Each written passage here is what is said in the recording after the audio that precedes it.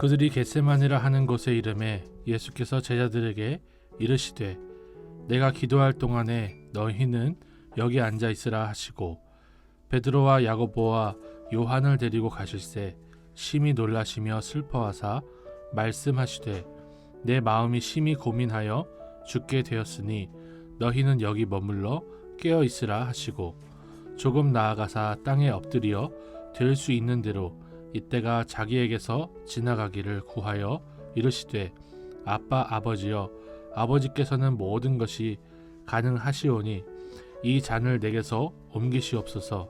그러나 나의 원대로 마시옵고 아버지의 원대로 하옵소서 하시고 돌아오사 제자들이 자는 것을 보시고 베드로에게 말씀하시되 시몬아 자느냐 내가 1시간도 깨어 있을 수 없더냐 시험에 들지 않게 깨어 있어 기도하라. 마음에는 원이로되 육신이 약하도다 하시고 다시 나아가 동일한 말씀으로 기도하시고 다시 오사 보신즉 그들이 자니 이는 그들의 눈이 심히 피곤함이라. 그들이 예수께 무엇으로 대답할 줄을 알지 못하더라. 세 번째 오사 그들에게 이르시되 이제는 자고 쉬라. 그만 되었다. 때가 왔도다. 보라 인자가 죄인의 손에 팔리느니라. 일어나라 함께 가자. 보라 나를 파는 자가 가까이 왔느니라. 저는 오늘 본문에서 예수님께서 베드로, 야고보 그리고 요한을 데리고 따로 기도하러 더 올라가셨다는 것을 생각해보지 않을 수가 없었습니다. 왜 예수님은 이렇게 이 세 제자만 따로 데리고 올라가셨을까요? 이 세 제자만 너무 사랑하시고 다른 제자들은 그렇지 않으셨을까요? 저는 말씀을 묵상하면서 그 전에 큐티했던 본문들을 하나하나 살펴봤습니다. 이 세 제자들은요, 특별히 예수님께서 따로 데리고 다니신 적이 많아요. 회당장의 딸을 살리실 때 그때 이 세 제자만 데리고 가셨습니다.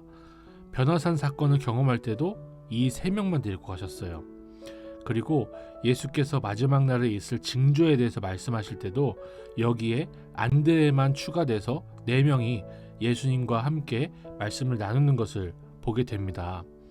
그러므로 이 제자들은 정말 놀라운 기적과 놀라운 은혜를 많이 경험하고 본 사람들이라고 할 수가 있는데요.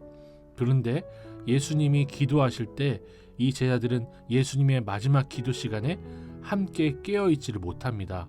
그들의 눈이 심히 피곤해서 예수님이 3번 기도하신 내내 자고 있는 모습을 보여주고 있습니다.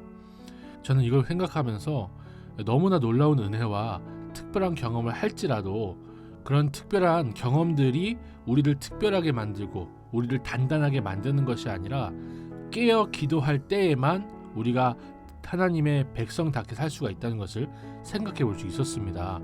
우리가 이 세 제자처럼 특별한 경험을 아주 다른 사람들과 다른 경험을 하지 못했다 할지라도 주님이 오시는 그날에 깨어서 주님을 기다리기를 소망합니다. 말씀을 묵상하면서 예수님께서 심히 놀라시며 슬퍼하셨다라는 말씀을 생각해 볼 수가 있었어요. 그리고 제자들에게 심지어 마음이 심히 고민하여 죽게 되었다라고 말씀하시는 모습을 보면서 예수님의 인간적인 모습을 좀 살펴볼 수가 있었는데요.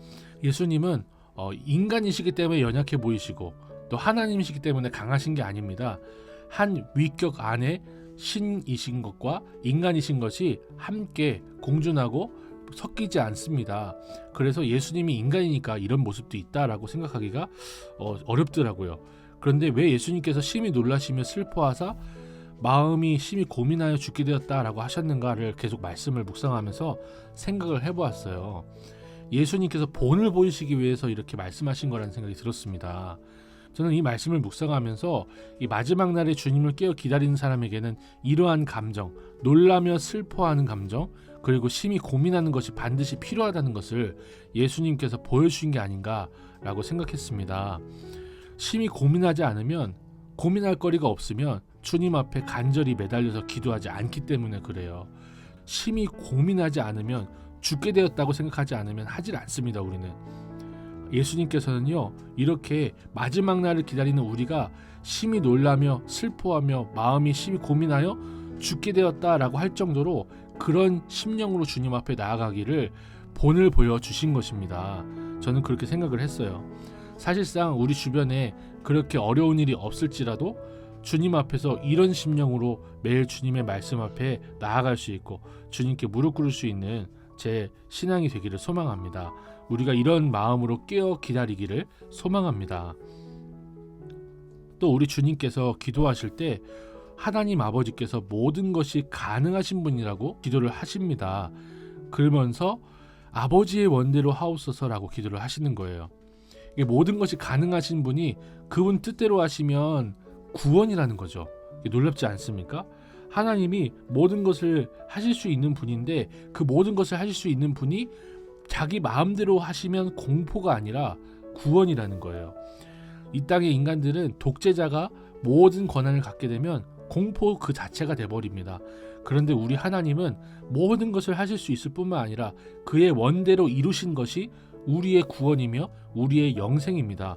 그러므로 우리가 기도할 때, 우리가 주님 앞에 나아갈 때 내 뜻, 내 생각, 나의 계산이 아니라 주님의 뜻을 붙들 이유가 여기에 있는 거죠.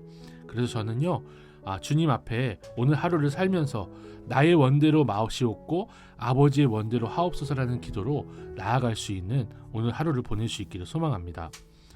하나님 아버지, 예수께서 이 땅에서 친히 본을 보이신 것처럼 우리로 주의 뜻대로 고민하며 살게 하옵소서. 심히 고민하며 깨어 기도하여 죽을 것 같이 간절히 기도하는 우리가 되게 하옵소서. 모든 것을 하시는 하나님이 그의 뜻대로 이루신 것이 우리의 구원이라면 매일 주의 선하신 뜻만을 구하는 우리가 되게 하옵소서. 예수님의 이름으로 기도드립니다. 아멘.